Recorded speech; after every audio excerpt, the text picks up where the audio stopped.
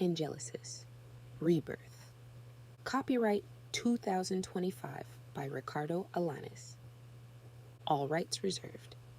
No part of this publication may be reproduced, distributed, or transmitted in any form or by any means, including photocopying, recording, or other electronic or mechanical methods, without the prior written permission of the publisher, except as permitted by U.S. copyright law.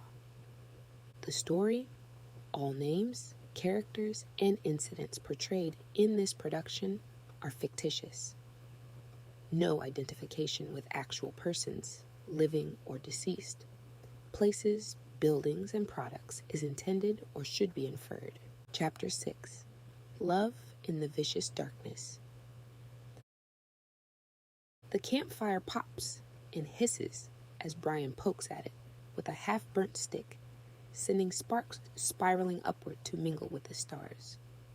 Across from him, Carla's face flickers in the orange glow, shadows dancing across her features each time she leans forward. They've barely spoken in the last hour. The forest around them breathes with night sounds.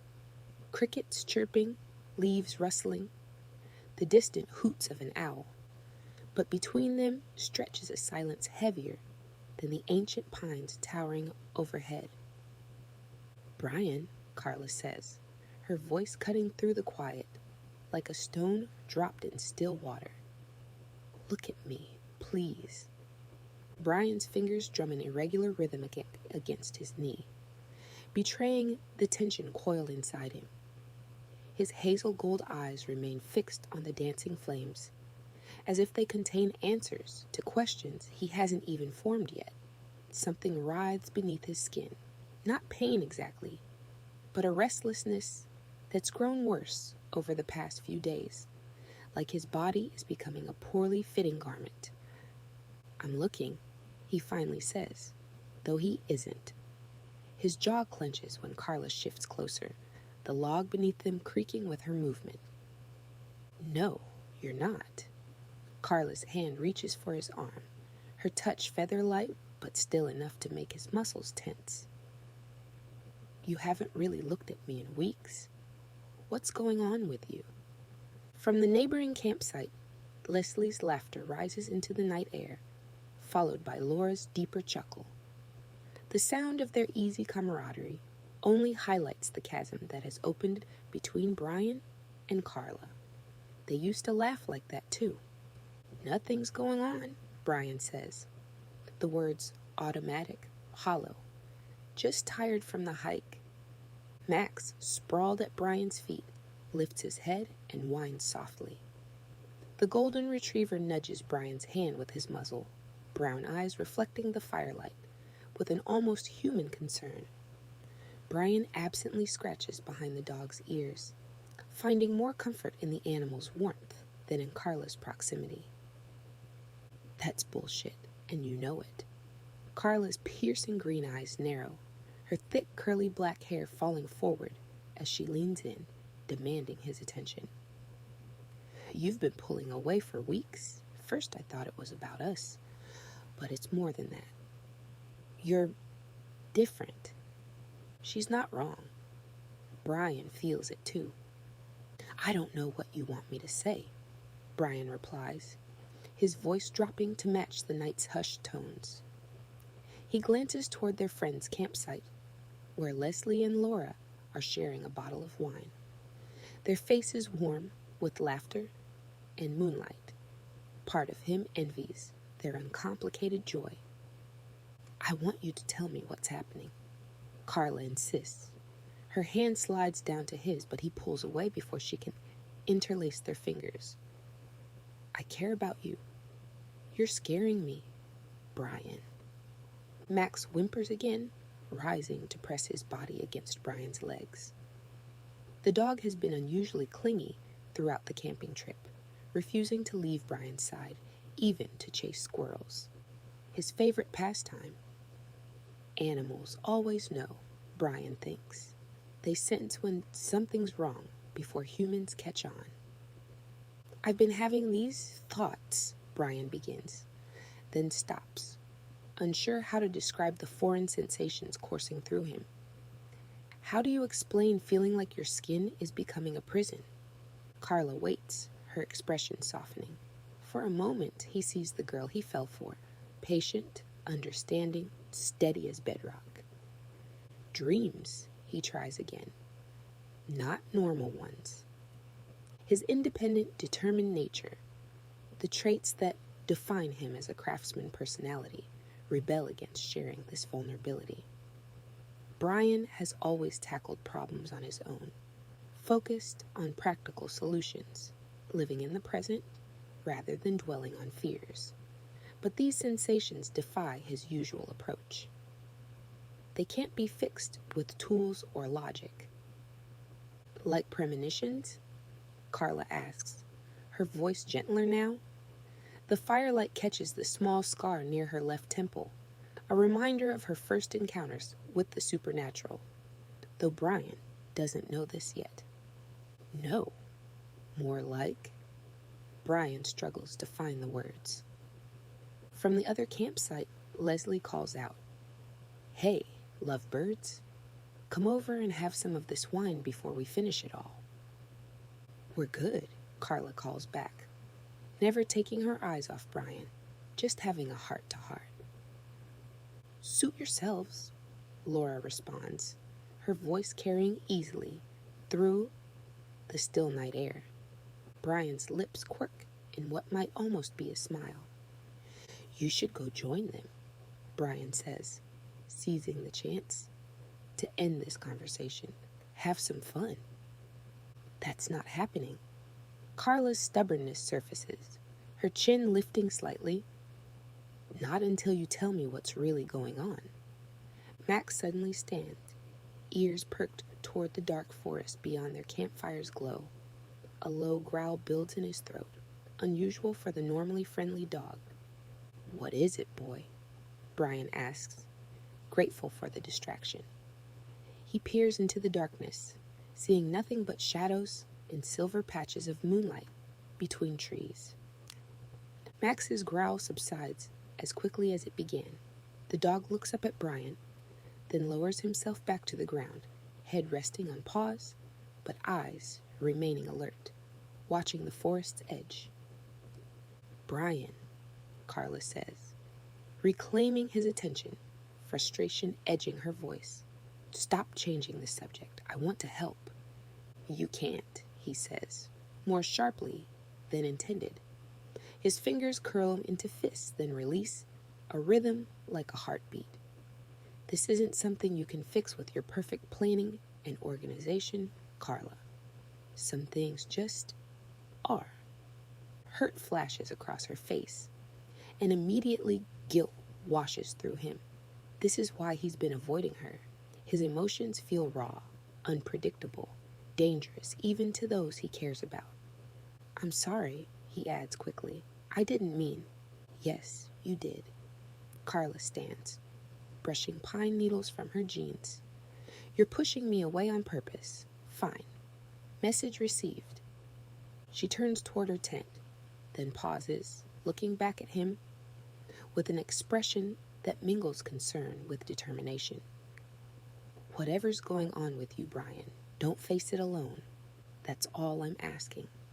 As she disappears into her tent, Brian stares into the fire, watching the flames consume what remains of the logs. Max inches closer, resting his head on Brian's foot as if anchoring him to the earth.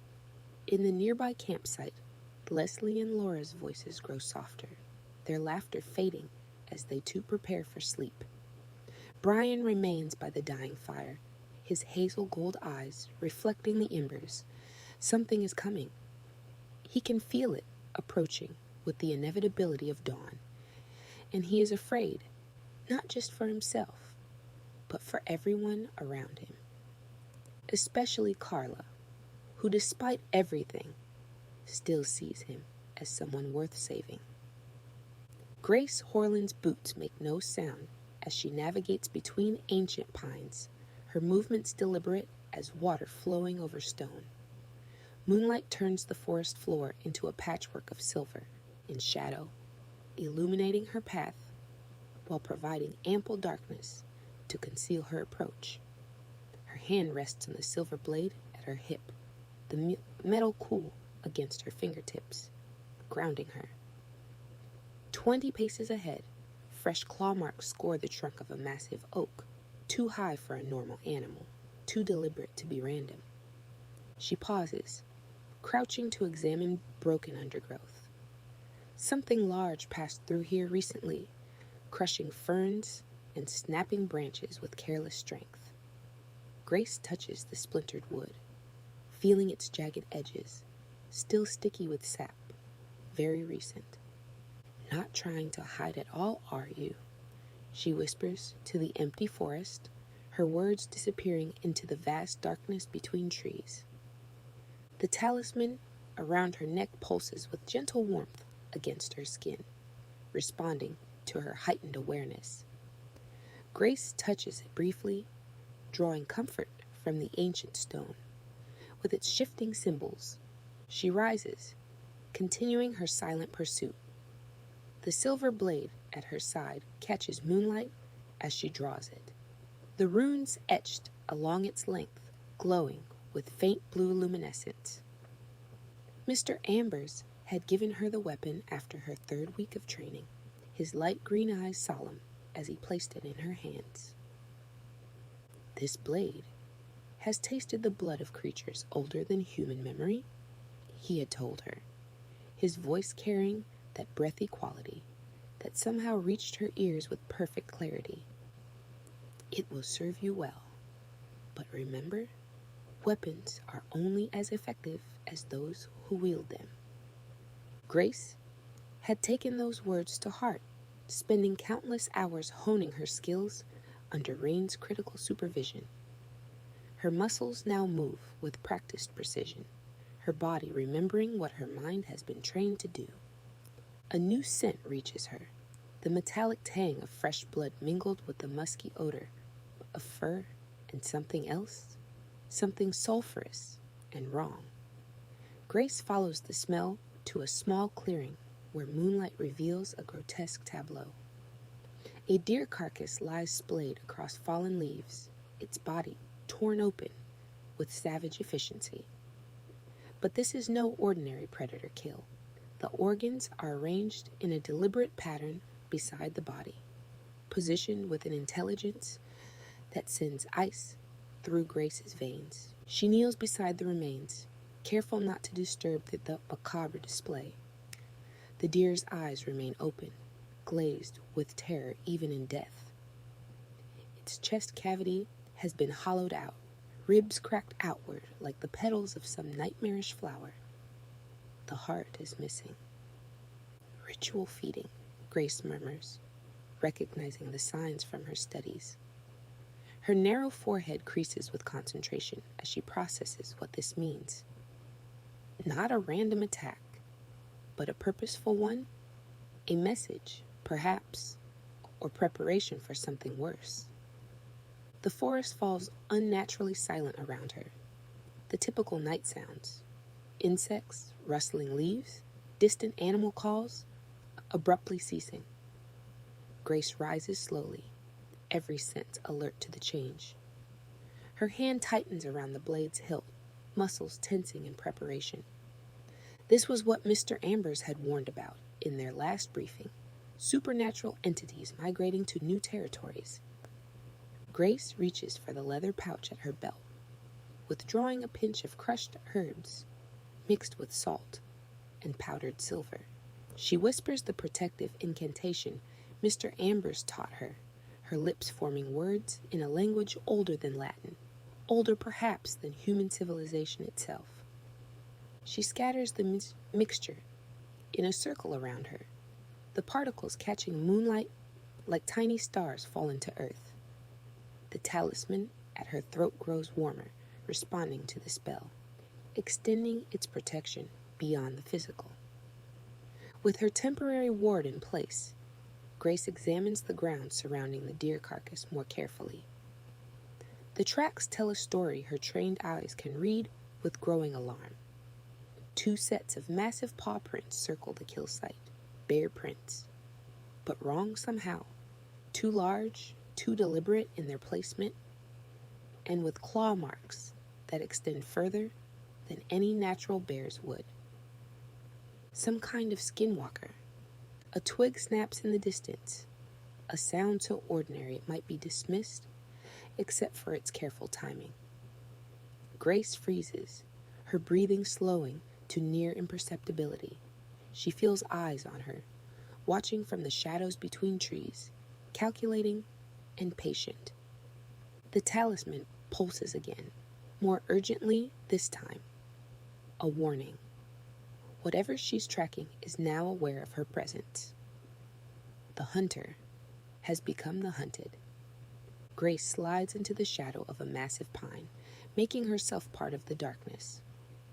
Her fingers close around a second pouch at her belt, this one containing not protection, but offensive magic.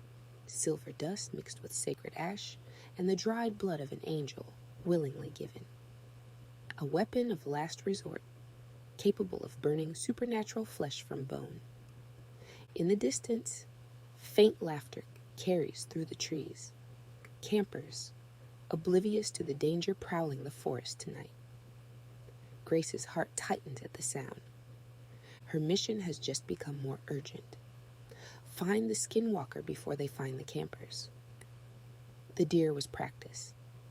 Their next target will be human. With renewed purpose, Grace continues her hunt, moving like a shadow among shadows, a guardian unknown to those she seeks to protect. Brian jerks awake inside his tent, heart slamming against his ribs before his mind can process what woke him. Then it comes again, a scream that doesn't sound entirely human, ripping through the quiet forest night. He fumbles for his flashlight, hands shaking as another scream follows, abruptly cut short in a way that makes his stomach turn to ice. Outside, Max's frantic barking turns to desperate, terrified howls. "Brian," Carla's voice comes from outside his tent, panic stripping away her usual composure. The zipper of his tent flies open, revealing her wild-eyed face. "Did you hear that?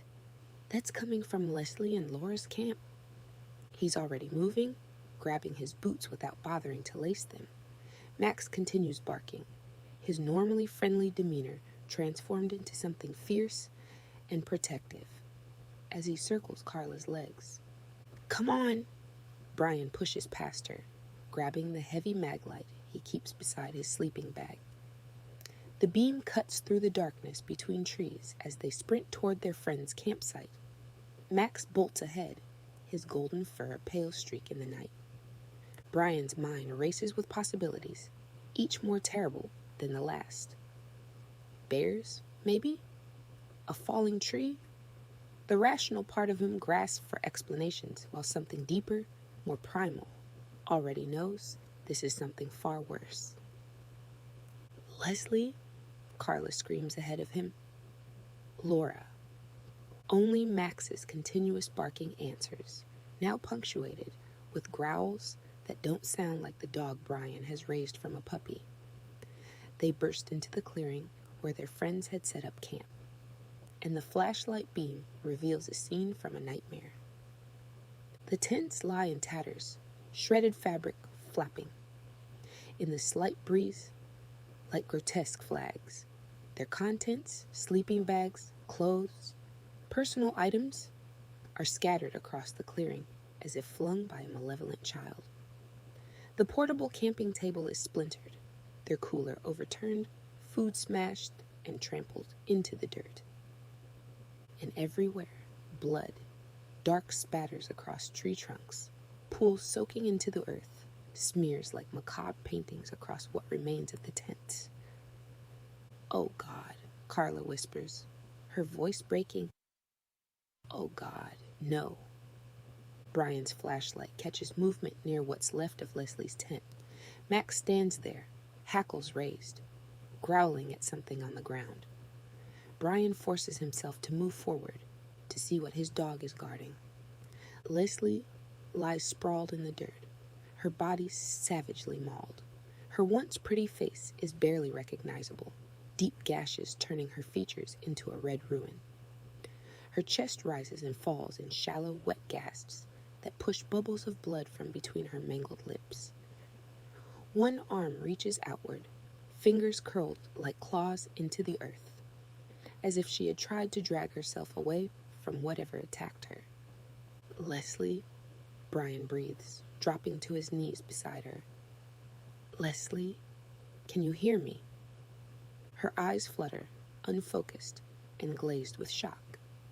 She makes a sound, not words, just a gurgling moan that sends fresh blood trickling from the corner of her mouth. "We need to stop the bleeding," Carla says, her voice strangely calm now, shock giving way to desperate action. She tears off her jacket, pressing it against the worst of Leslie's wounds, deep punctures in her abdomen that pulse dark blood with each labored breath. "Where's Laura?" Brian asks, looking around wildly. His flashlight beam sweeps across the clearing, finally coming to rest on a still form near the extinguished campfire. He knows before he reaches her. The absolute stillness of Laura's body tells its own story. She lies face up, arms flung wide, her wide eyes staring sightlessly at the night sky. Her throat is torn open, a ragged hole, where her voice once formed laughter and songs. The ground beneath her is soaked black with blood, still sticky and warm when Brian's fingers accidentally brush it as he kneels beside her. "Laura," he whispers, though he knows she can't hear him. The independent, determined part of him, the craftsman that always believes there's a solution, rebels against this helplessness. His fingers hover over her face, wanting to close those staring eyes but unable to bring himself to touch her cooling skin. A pained whimper cuts through his shock. Brian turns to see Max staggering toward him, moving with the unsteady gait of a wounded animal. The dog's golden fur is matted with dark stains, and as he collapses into Brian's arms, Brian feels the warm wetness of blood soaking through his shirt. "Max? Max? Buddy? What happened?" Brian cradles the dog's head, frantically searching for the source of the bleeding. His hands find a series of deep puncture wounds along Max's side and belly. Claw marks from something massive. "No. You're okay. You're going to be okay." Max whines softly, his brown eyes fixed on Brian's face, with complete trust, even as his breathing grows more labored. His tail thumps once against the ground, a weak attempt at reassurance. The loyal companion who has been at Brian's side since childhood, who sensed his inner turmoil before anyone else, now dying in his arms. "Stay with me," Brian pleads, pressing his hand against the worst of the wounds, feeling Max's blood pulse hot between his fingers. "Please, buddy, stay with me." The dog's body shudders once, a tremor that runs from his muzzle to the tip of his tail. His eyes remain open, but the light behind them fades like a candle blown out by a gentle breath. The rhythmic rise and fall of his chest stutters, then stops. "Max?" Brian's voice breaks on the name. "Max!" But the dog is gone, his body growing heavier in Brian's arms. As life leaves it, Brian stares down at his hands, now covered in his dog's blood, dark and sticky in the flashlight's harsh beam. The sight doesn't seem real. None of this seems real. His mind struggles to process the brutality surrounding him, to accept that his friends, his dog, have been torn apart by something in this forest that should be safe, familiar. Behind him, Carla's desperate attempts to help Leslie continue, her voice rising and falling in urgent pleas. "Stay with me, Leslie. Focus on my voice. Help is coming. Stay with me." Brian doesn't have the heart to tell her that Leslie's breaths are growing fainter, the blood soaking through Carla's makeshift compress, slowing. Not because the bleeding is stopping, but because there's little left to lose. He doesn't have the words to express the emptiness expanding inside him, a void where shock has temporarily displaced grief. "Brian," Carla calls, her voice cracking with strain. "I need help. I can't stop the bleeding." "Brian." He gently lowers Max's body to the ground, unable to process that the warm weight in his arms is now just an empty shell. His hands leave bloody prints on the dog's golden fur as he arranges the legs, trying to make Max look like he's merely sleeping. It's a useless gesture, a human need for order in the face of chaos that can't be contained. Carla's fingers press frantically against Leslie's throat, searching for a pulse that grows weaker with each passing second. The thick, curly black hair that Carla is so proud of falls forward, partially obscuring her face. But Brian can still see the tears cutting clean tracks through the dirt and blood on her cheeks. "What did this?" she whispers, looking up at Brian with eyes wide with horror and incomprehension. What could have done this to them? Before Brian can answer, before he can even begin to form thoughts coherent enough for speech, the forest around them goes unnaturally silent. The crickets stop chirping. The wind seems to hold its breath. Even the leaves cease their gentle rustling, as if the entire forest is waiting, watching, listening.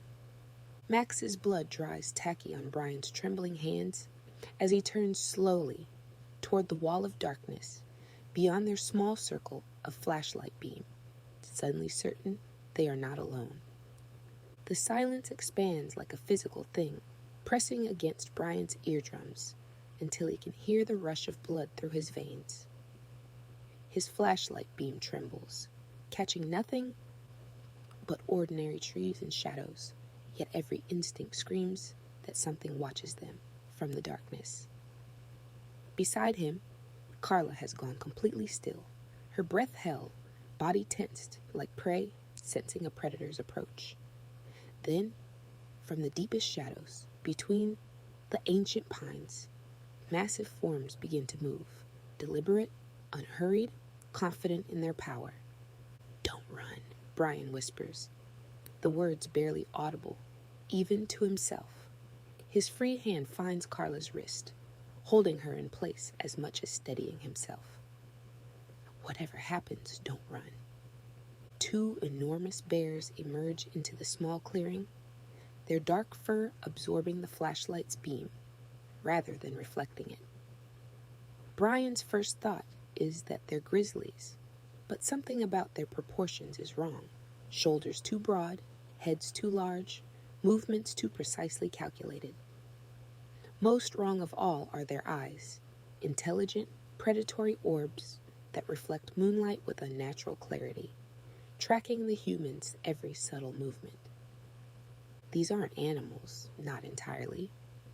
The larger bear pauses, nostrils flaring as it scents the air. Its gaze locks with Brian's, and a chill spreads through his body at the unmistakable intelligence burning in those eyes. This is no mindless beast acting on instinct. Whatever looks out from behind that ursine face understands exactly what it's doing and enjoys it. With deliberate slowness, the bear turns away from them, lumbering toward Carla's abandoned tent 20 yards away.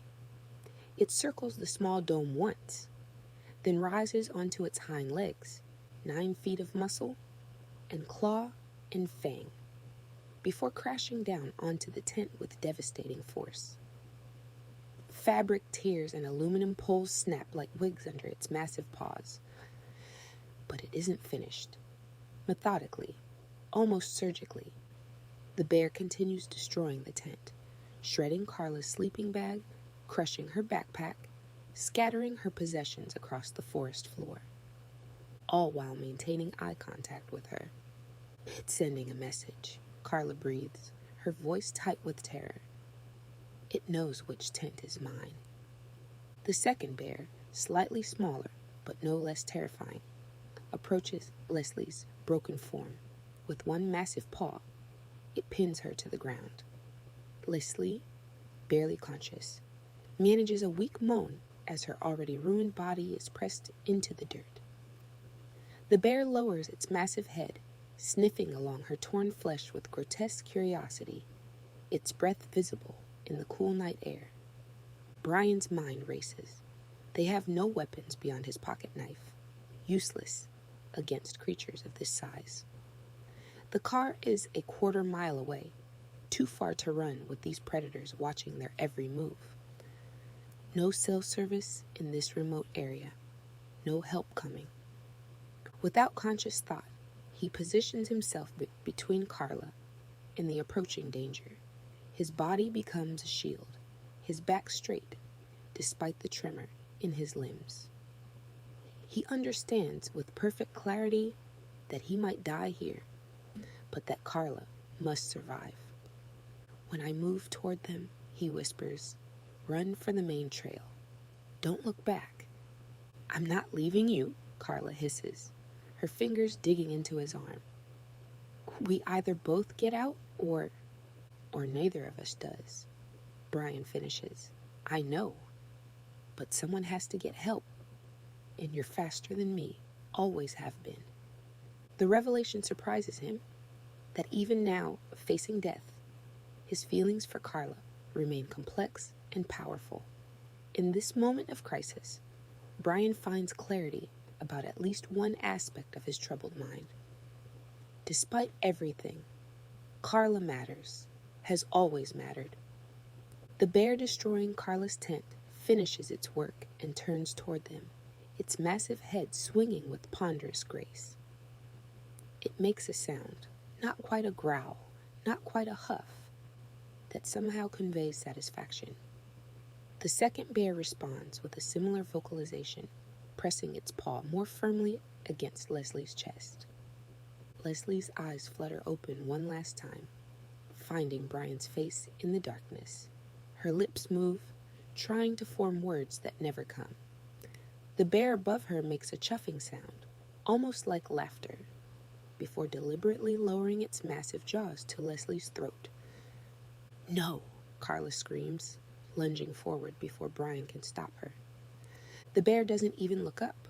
With terrible precision, its jaws close around Leslie's neck. There's a wet, crushing sound, bones giving way, flesh tearing, followed by Leslie's final choked gasp. Then silence, broken only by the obscene sound of the bear's teeth, working through tissue and tendon. Brian pulls Carla back against his chest, one hand covering her mouth to stifle her screams. His other arm wraps around her waist, holding her as she fights to reach her dying friend. But it's already too late. Leslie's body goes limp, the last spark of life extinguished beneath the bear's massive form. The bear raises its head, muzzle dark with fresh blood. It makes no move to continue feeding, however. Instead, it steps away from Leslie's body, almost ceremoniously, and turns its full attention to the survivors.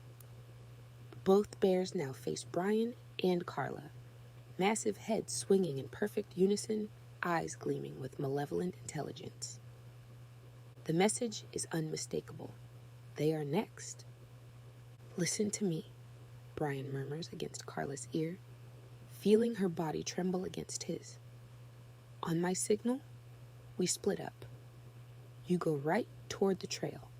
I'll go left, into the deeper woods.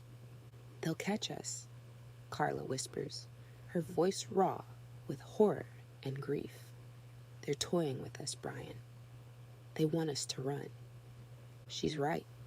The bear's posture, the way they position themselves to block the most obvious escape routes, their unhurried confidence, all of it speaks to predators enjoying the terror of their prey before the kill.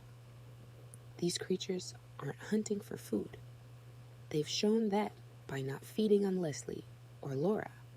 This is something else, something worse. The larger bear takes a deliberate step toward them, its massive paw leaving a perfect print in the soft earth. The second follows, moving with the coordinated precision of dancers who have rehearsed their performance countless times.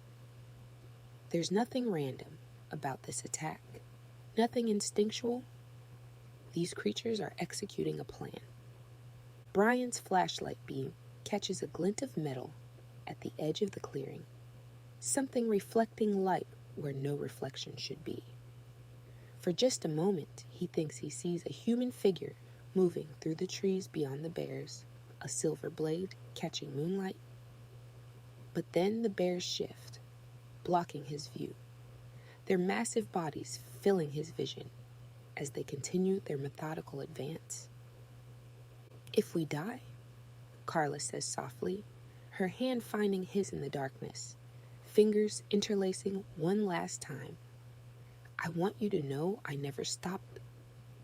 The bears charge before she can finish, covering the distance between them in a sudden explosion of speed that defies their massive size.